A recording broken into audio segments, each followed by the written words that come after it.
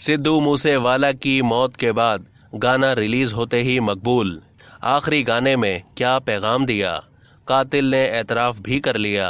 भारत के मारूफ पंजाबी गुलकार सिद्धू मूसेवाला की मौत के 3 हफ्तों बाद उनका आखिरी गाना रिलीज कर दिया गया, जो रिलीज होते ही छा गया। सिद्धू मूसेवाला का कत्ल भारतीय म्यूजिक इंडस्ट्री के सबसे अफसोसनाक वाकयात में से एक है।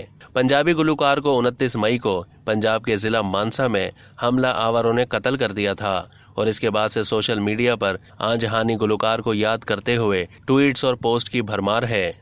अब सिद्धू मूसेवाला की मौत के तकरीबन 1 महीने के बाद उनका नया गाना रिलीज हुआ है, जिसका उन्वान SYL है और ये सिद्धू मूसेवाले का पहला गाना है जो बदकिस्मती से उनकी मौत के बाद रिलीज हुआ।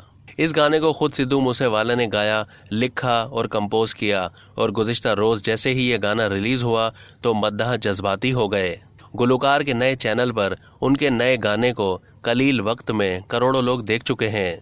गाने के आखिर में पंजाब के पानी को बचाने और सिख कैदियों की रिहाई के हवाले से हैशटैग का भी इस्तेमाल किया गया, जो इस गाने का पैगाम समझा रहे हैं।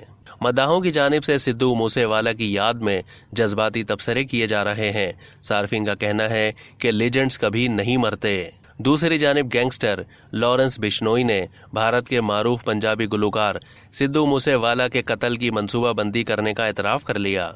पंजाब पुलिस ने बताया कि लॉरेंस बिश्नोई ने इतराफ़ किया है कि वो सिद्धू मूसेवाला के कत्ल का मास्टरमाइंड था और गुज़िश्ता साल अगस्त से उसकी मंसूबाबंदी कर रहा था।